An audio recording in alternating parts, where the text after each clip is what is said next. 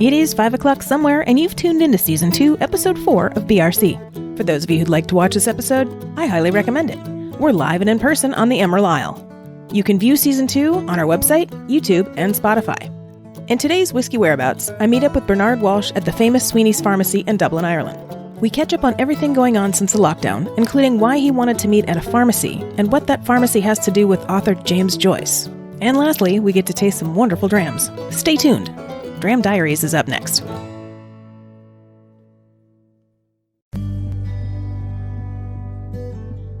There are many famous people who come from Ireland. One of the most notable is author James Joyce. James Joyce was born on February 2nd, 1882, in Brighton Square, a suburb just south of Dublin. James was the oldest of 10 children and had somewhat of a comfortable childhood, even though his father, John Joyce, drank a lot and was irresponsible with money. Joyce's mother, May, was Catholic and 10 years younger than his father. She died in 1903 when James was only 20. In 1904, James met his future wife, Nora Barnacle, who he stayed with his entire life but never married until 1931. Joyce, longing to live in Europe, took Nora with him, and they began their lives in Italy. For 10 years, he and Nora lived in Trieste, where he developed a pattern of life similar to his father. He was always in debt, always borrowing money, and he drank heavily. Chamber Music, Joyce's first collection of poems, was published in 1907. In 1909, he returned to Dublin with his son and retained a contract for the publication of his short stories called Dubliners. Unfortunately, publishing the short stories would take several years. It was said that the publishers found the stories crude and too personal. Even many of Joyce's acquaintances, which several of the characters were based on, objected, saying that they were portrayed in a poor light. In 1912, James left Dublin for good and went back to Italy. In 1913, he had a letter from Ezra Pound, who offered James help to get his work published. This was a turning point for Joyce. Dubliners was finally published in 1914, which was the same year that the Joyce family moved to Zurich due to the war. In 1915, Miss Harriet Shaw Weaver took over a magazine that serialized one of Joyce's earlier works, a portrait of the artist as a young man. Weaver decided to publish the full book, since no one else would, and started to support James for years to come. While in Zurich, James's eyesight started deteriorating and would gradually worsen for the rest of his life. In 1920, Ezra Pound had paved the way for the Joyce family to move to Paris. At the time, Paris was a lively center for the literary world. At a bookshop named Shakespeare and Company, James met Sylvia Beach, an American who ran the shop. She took to Joyce and would become key in his future publishing and selling of his works. It was through Miss Beach that James met F. Scott Fitzgerald, Hemingway, and many other literary greats of the time. Although Joyce had already started publishing Ulysses in a serial form in a New York magazine called The Little Review, it was not yet published as a novel. Unfortunately, in 1920, complaints about the series began trials and censorships regarding the book that would go on for the next 20 years. However, the book was published on a subscription basis by Sylvia Beach in 1922. The public's reaction to the book was both obscene and a work of genius. After the subscription release, James began writing Finnegan's Wake, which he completed in 1938 and published in 1939. On January 13, 1941, James Joyce died of a perforated ulcer at the age of 58. To learn more about James Joyce, visit barrelroomchronicles.com and read the show notes for today's episode. Up next, I'm live with Bernard Walsh at Sweeney's Pharmacy in Dublin, Ireland, in today's Whiskey Whereabouts. Like what you've seen on BRC? Want to see more? Experience more? And maybe even taste more? Then head over to our Ko-fi site and become a member of the Barrel Room Parlor. By choosing the copper level membership, you'll have exclusive access to videos related to topics discussed on the podcast and blog posts for members only. As an amber member level, you'll enjoy everything from our copper level as well as various spin-off series including The Cutting Room Floor and Kindred Spirits. In addition, the amber membership includes exclusive discounts to live in-person events. To join, visit www.barrelroomchronicles.com and click on Become a Member in the navigation bar. Or go straight to our Ko-fi site at ko-fi.com/BRC and click on the membership link. Once you've joined, you'll have access to everything your chosen level has to offer. You'll even be able to participate with the show by commenting on videos and other posts. Don't wait. Sign up today for exclusive content and event discounts in the Barrel Room Parlor.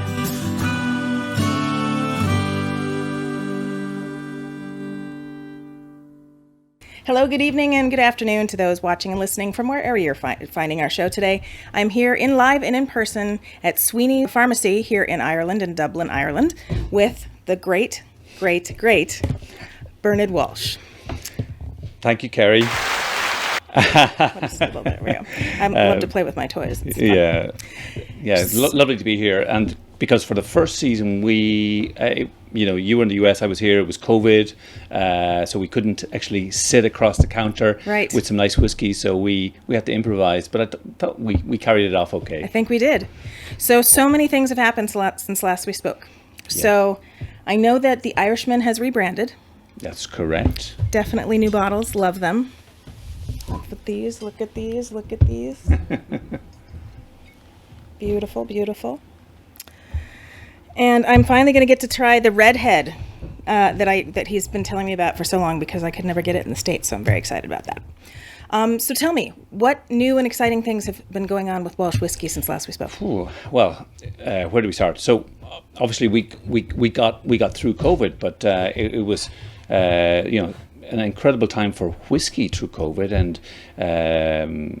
we found at Walsh Whiskey people were actually trading up to try better drams, and it was fantastic for the smaller boutique whiskey companies out there like ourselves. So we really enjoyed that. It was almost a more intimate time with people where we got there was a lot of video conferencing tastings done, which normally you wouldn't get a chance because traveling, there's only so many places you can be at one time. So we really connected with a lot of people in the different continents where we market our whiskies. I suppose the first thing to say is in November last year, so we would have spoken in the summer last year and had our that first episode. In November last year, we were approached by quite a large drinks firm called Amber Beverage, who loved our whiskies so much, they bought us. And after 22, now 23 years on the road, it's been an amazing journey, and it's now kicking on to a whole new level. So that's opened up so many opportunities for us at Walsh Whiskey, and delighted also for all the guys and gals who worked with us and continue to work with us.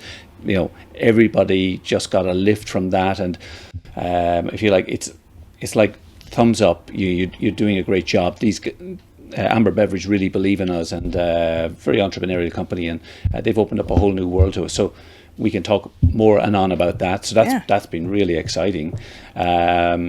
Then we had hatching. I remember in our first episode we tasted, we had a small reference to the Irishman, and it was the old pack. And I hope you like the new bottle. I do. It's gorgeous. So it's bespoke, especially commissioned for the Irishman.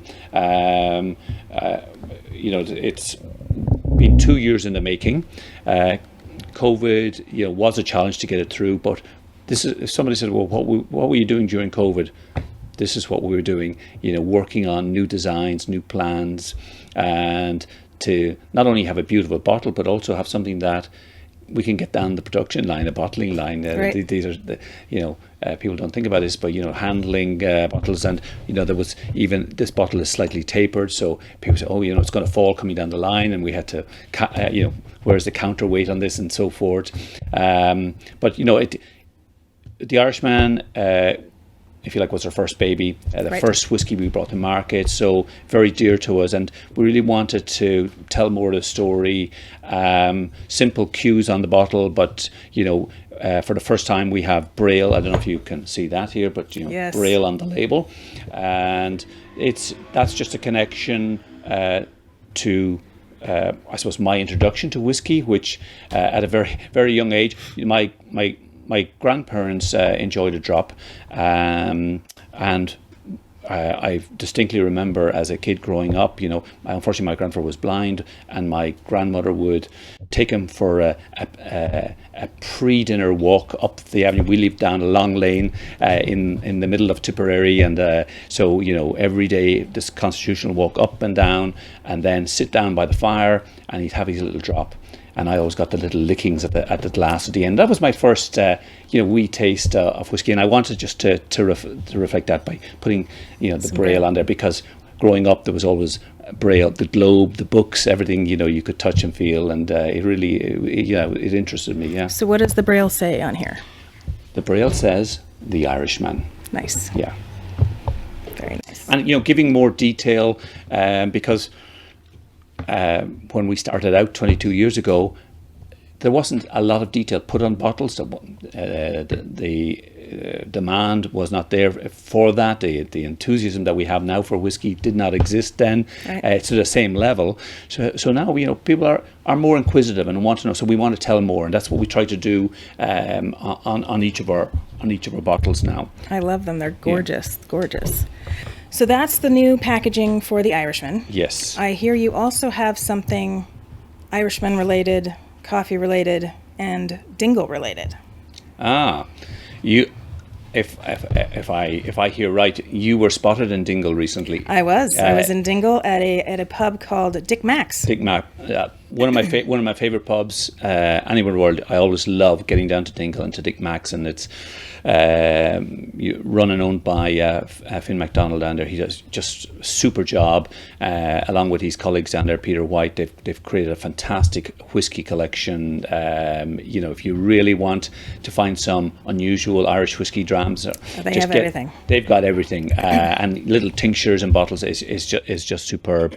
For the last while, every year we try to do, something. We love the beers that they make, and we've carried out some collaborations in the past where we did they had a seaweed IPA beer.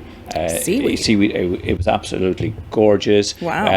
And we took the barrel, and we for that it was a writer's tears. So it was a writer's tears maturation where we do a finish with their beer barrel. So we bring down our barrel, so they're getting the benefit of either the writer's tears in the barrel or the Irishman in the wood, and then they return after they've their beer has matured and ready for bottling. So and typically it starts this time of year in the autumn.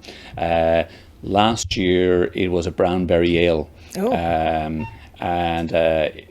Absolutely just divine, very fruity, lots going on. And it was a real success for them. It sells out very quick down there, so it's fresh beer, and you got to be in early. Peter and Finn drove the bar up the road in their little car with the barrel in the back, and dropped it to ourselves, where we filled it and left it there to rest for a year or so. And the results are stunning. Unfortunately, we never have enough. This year, most of the bottles were made available to a whiskey society in Carlow. We've done the Irish Whiskey Society in previous, and the Dick Mack's boys. So we try to be fair, and each year allocate it maybe to the different societies that have been loyal to Irish whiskey. So it's a great project. One of my favourites was a coffee stout, which we did. So and it was the Irishman finished in a coffee stout barrel, and that was absolutely gorgeous. Still to this day, probably taste wise, was just most stunning. It was the most difficult one though, however, to bottle, because it was quite cloudy and murky. You can imagine what's coming out of the wood with the coffee, with a stout, and it took us an age to clean up, of course. And each time you're losing strength if you're trying to fill it. Exactly. So we got to a certain point and we said, if we keep going at this, it'll be clean, but we'll have lost a lot of flavour. But at the moment, we can't. I'm not going to put this on the shelf because people will say, "Oh, there's something wrong." Right. The Whiskey Society put their hand up straight away and said, no, we'll love this, we'll take this. And we went with it, and it was just the most gorgeous dram, That's great. So working with Dick Mack's, we love it. We're now hatching plan for the current brew that they're working on. So watch this space. So how do you get to, can somebody call you up and say, hey, next time I want to be on a waiting list to get one of those bottlings? How do you do that? Well, it's typical because it's only one barrel. It's not going to go far. So typically, we sort of do it within the Irish community here as a thanks for supporting Irish whiskey. So give them something that's not widely available. Right. If I start putting a couple of cases into the US and a couple into Canada, it's not going to satisfy anybody. Right. But listen, we're always open. People always call us, and then we discuss, and if we can, we'll help out. Great. Yeah. So let's talk about Writer's Tears a little bit. Yes. What is new with Writer's Tears? And, well, also the reason why we are here today in this pharmacy. James Yes, Joyce. An unusual place to be. It is an unusual place. Yeah. I got a call from your people, and they said, we're going to meet at Sweeney's Pharmacy. And I thought, a pharmacy? And then I got here, and I'm like, this looks like a bookstore. I'm so confused. But now I get it. So please do tell me about the relationship with Writer's Tears and Sweeney's Pharmacy and James Joyce. We are in this landmark Sweeney's Pharmacy here, just on Lincoln Place in Dublin. Any of your listeners and viewers, I'd encourage them, if you're in Dublin, drop in here, meet PJ and the gang, super people. But this... The history here, it reeks of history, and you can tell when you come in the door, the smells, the bottles, the tinctures. There's some old prescriptions in drawers here, the old ledger books. It's almost like the Marie Celeste when they walked out of the pharmacies. And I'm going to say February 2009, the pharmacy closed, and it's been running for hundreds of years. So the pharmacy was a pharmacy until just a few years back. Exactly. But this pharmacy is well known because of its links to Joyce, Joyce's time in Dublin, and the book Ulysses, where Mr. Bloom, the main character in Ulysses, actually comes in here to Sweeney's, and he's obviously sent on an errand. And forgets what he's here for, and ends up going out with a bar of lemony soap. And I think we have somewhere here. Look at that. Well, you can even smell it through the lovely old wrapper. Look at that. Yeah. Wow. So if you come in here, you have to leave with a bar of lemony soap. Oh, that smells delicious.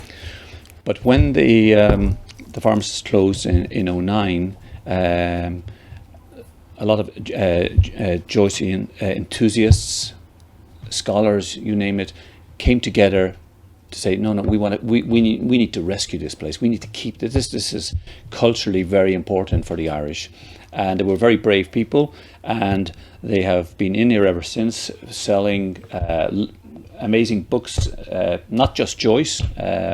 It's a great place to come and spend some time, buy a book, support the cause, even buy a little bar of lemon soap.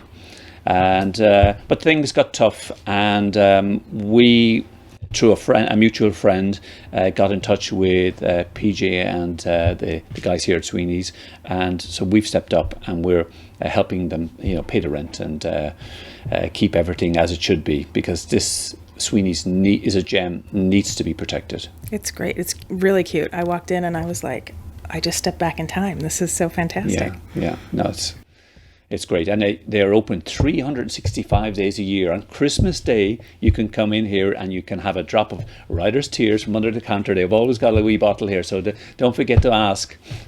So when we got here, I walked in, I was looking around, I met PJ, and then right after that, this French couple came in, and PJ starts speaking French, and then he starts singing in Gaelic, and I was like, man, this guy's he's at least 3 languages in 5 minutes. Then he left, and this crowd of people came in and did a book reading. And I was like, is this what happens here every day? This is fantastic. Every day a book reading, and you can come and join. You can read a line, a paragraph, or just sit and listen. Everybody can partake. It's wonderful. You're going to meet Japanese, American, Italian, you name it, Polish people. You'll meet them here. And I must, I think there are some French here as we talk, and the French have been great supporters. In fact, President Macron was in here only last year. Oh, really? Yes. Wow. Yeah.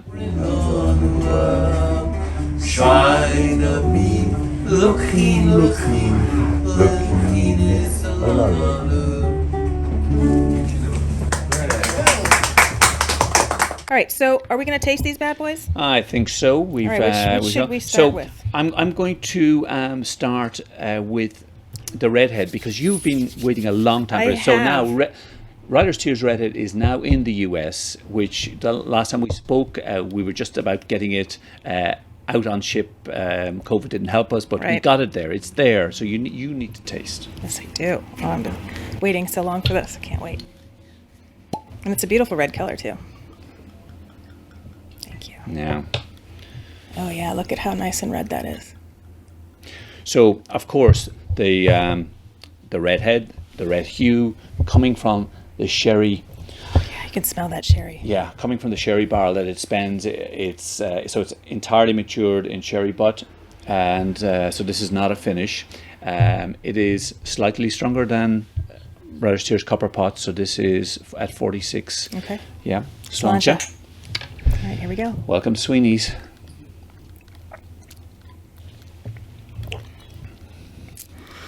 Fantastic. Oh, that's so good. That is. It's going to make me cry. Do we just say cut now and we'll... Yeah, let's cheers. Drink. Oh, that's great. I am a big sherry person with the whiskey, so that isn't that just... Oh. It really... This might be my new favorite sherry. Sherry whiskey. Yeah. Which, there's a lot of sherried whiskies from maybe the Scottish side, not so much from the Irish side. There's a number of finishes from the Irish side, but we wanted to showcase, what a great Irish whiskey can be fully matured in sherry, and being very conscious that we want the Irish whiskey to shine more than this is not a sherry bomb. We want the Irish whiskey to shine. No, so you really get that lovely. That Riders Tears signature in there, but you've got those lovely sweet notes and the red hue. That's great. Yeah. Okay, what's next here? So now this is new as well. So you asked, what were we doing since we last met? So yes, now you've got Redhead in the US since we last met. We've now shipped to the US as well, and I'm the Riders Tears single pot still. Okay. So this is a lovely wee dram, and the reason why I went with it, the Redhead first, is because this bad boy here is a little bit more spice in here as a full single pot still. So I didn't want to overshoot the taste buds there. Now, here we go. Thank you. We'll go in.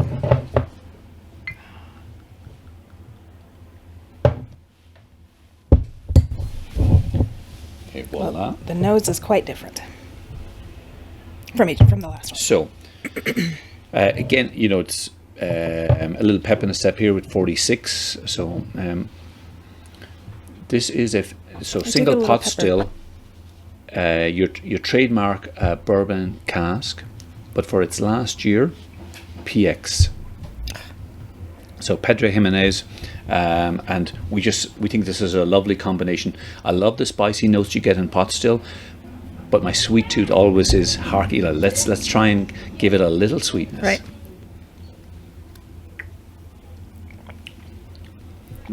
Oh wow.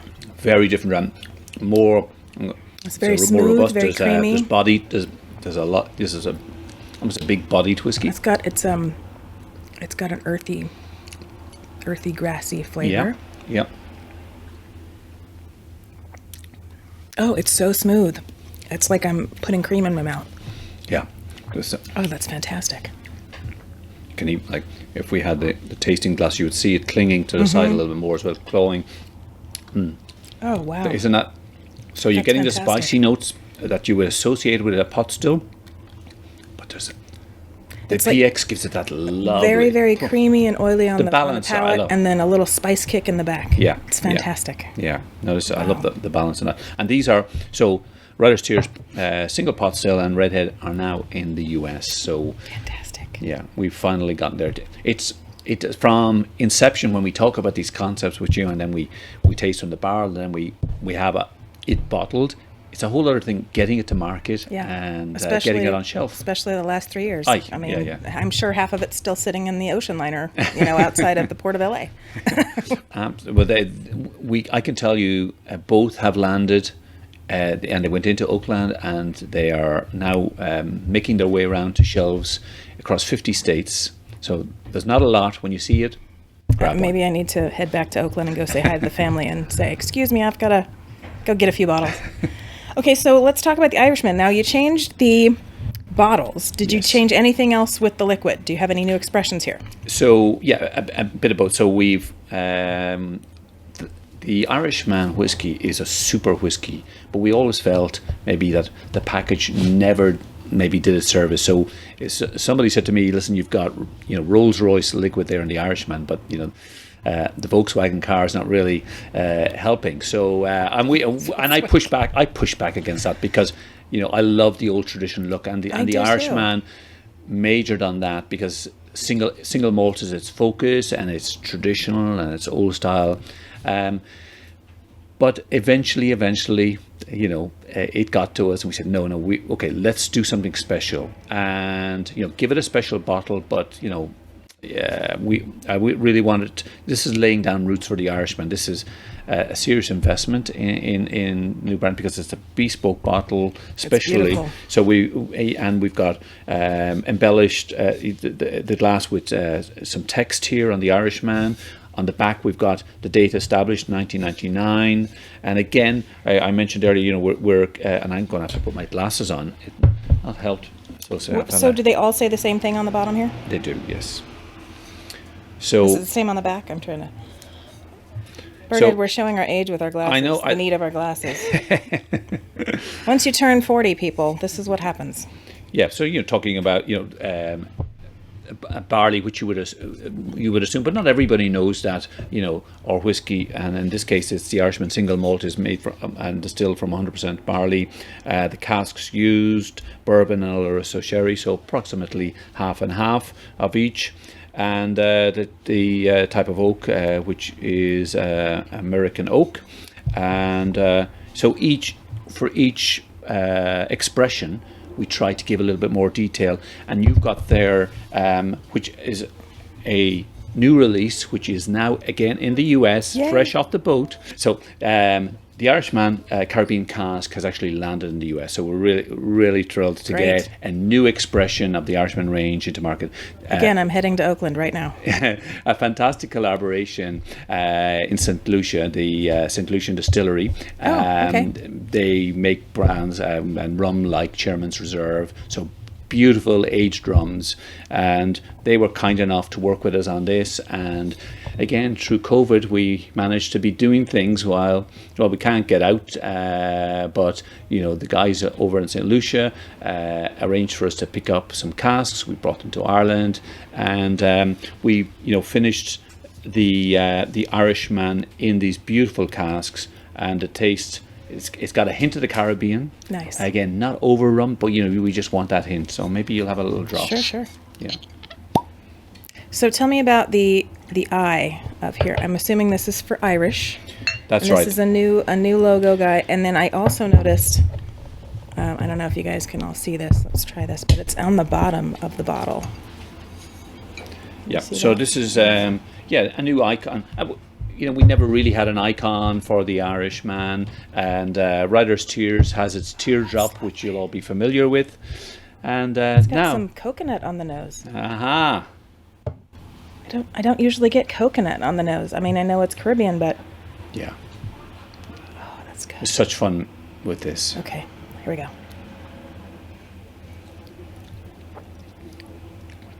Wow. The rum note is there. The rum note is there. It's like a raisiny rum note. You're right. It smells like coconut, tastes like raisins, and then it's got a very subtle pop finish of spice. But it takes a while to get. It's like a lingering finish that all of a sudden, later, you feel. This is a real, for fall, for autumn. This sits really well with me. Yeah. Delicious. And how long have you had that expression? This is out over a year, but again, it never made it to the US because of COVID and delays, but we finally have it there. So fantastic. We're really thrilled. So a lot of work gone on over the past couple of years, and even when I spoke to you last summer, 2021, I'm always slow to tell you what's coming down the line, because sometimes it just, for whatever reason, whether it's the barrel doesn't work out or the ship doesn't land, so I'm always slow to. So we, like to I'll just over-deliver keep giving on you the my promise. address, and you just send it straight to me. Yes. Well, nobody will tell the authorities. For sure, there's going to be a few bottles making their way from Oakland to your Great. address. Yeah. All right, now we've got the last one, the single malt Irishman. Last but not least, so as part of the rebranding and everything, we wanted to re-emphasize the Irishman's focus on single malt. We all know our friends across the pond in Scotland do a wonderful job with their single malts, and for the last 30-40 years they've really elevated single malts to be just a jewel in their crown. Right. We wanted to challenge that in a nice way. Hold on a second, we've been making single malt here in Ireland for as long, and some people will say even longer. Yeah. We actually went to Kilkenny Castle this morning to look for the Red Book of Ossory. Yes, and they said it's not there, but that is proof that the Irish were first. Yes. The Red Book of Ormond was discovered here at Kilkenny Castle. It's an important book for the whiskey world because it's the first written word with recipe to the precursor of whiskey. So the age-old question, where did whiskey begin, Scotland or Ireland, is now answered. It's Ireland. Unless, of course, Scotland comes up with something. We'll see.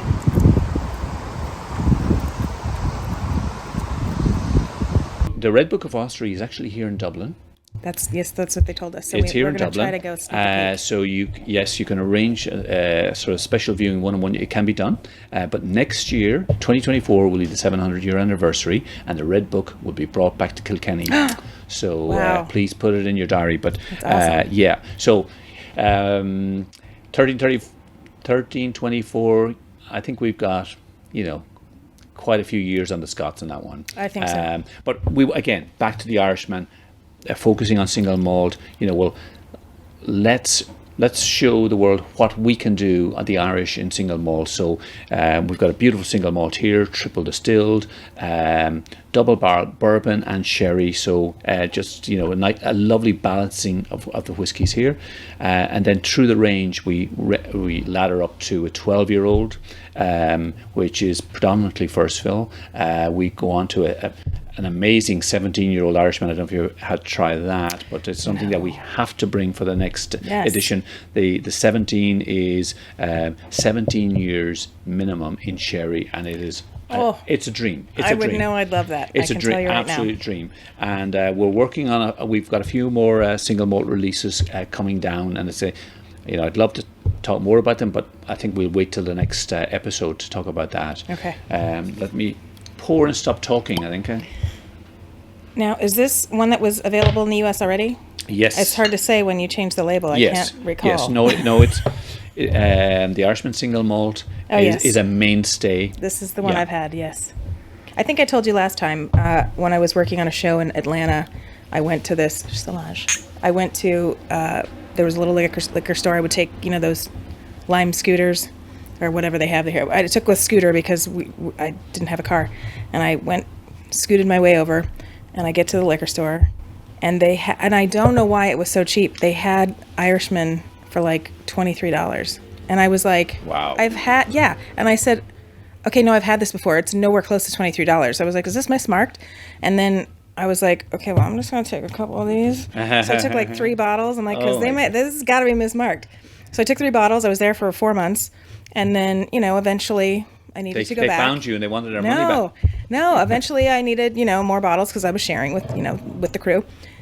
I went back and I'm like, it's still mismarked. I don't know what's happening here, but I'll take it. So that's all I had the whole time I was in Where do Atlanta. I go? It's somewhere near, sort of near the aquarium in Atlanta, Georgia. Wow. Yeah, I don't remember the name of the place. But well, the Irishman single malt will be somewhere south of $50. It's got a slight bubblegum on the nose, which I've not noticed before, or strawberry. as some might think. That's kind of an inside joke with the cameraman. I'm going to go with sort of wild strawberry. That's sort of like a bubblegum wild strawberry. Oh, I just noticed the little knit man back there with the glasses. That's adorable. This shop has so many interesting items. Have you seen as well the Writer's Tears, the special edition? Yes, I saw that. I have not seen a navy.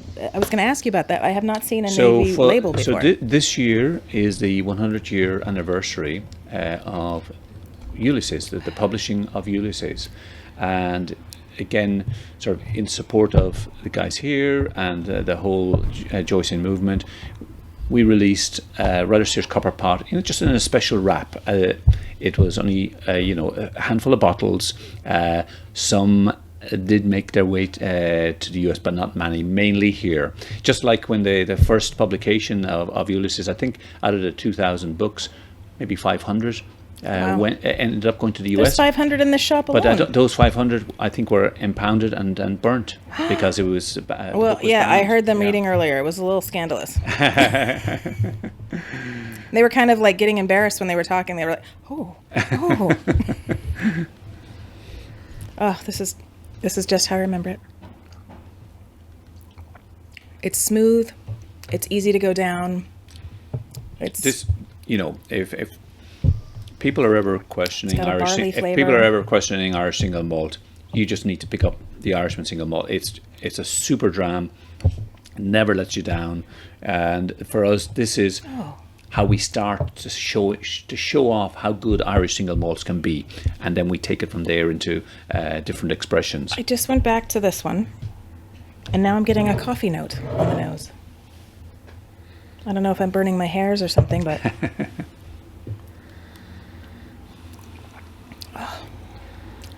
Yeah, more like a coffee liqueur. What's like a Kahlua kind of coffee liqueur.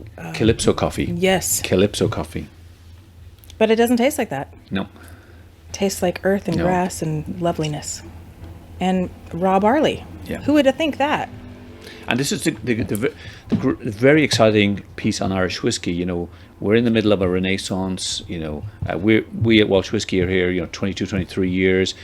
We're still in the middle of a renaissance. There's so much more work for us all to do. And I mean, all the Irish whiskey distillers and companies, there's so much work in broadening out the taste profile for Irish whiskey, for single malts, for single pot stills.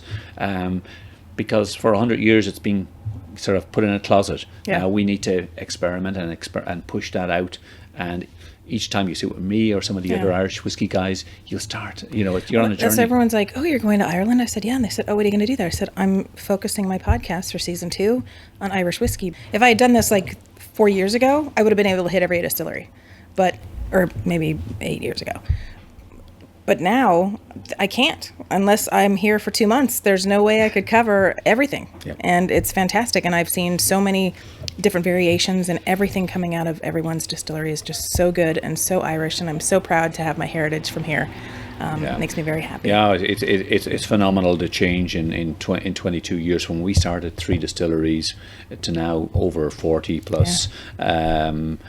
It really is. It's been an amazing journey, and literally, from almost pulling the shutters down on Irish whiskey to we're back, and we're back with a vengeance. And it's built on amazing foundations. You've traveled Ireland, you've seen what the other distillers are doing. There's a lot of blood, sweat, and tears going into it. So writers' tears a lot. So there's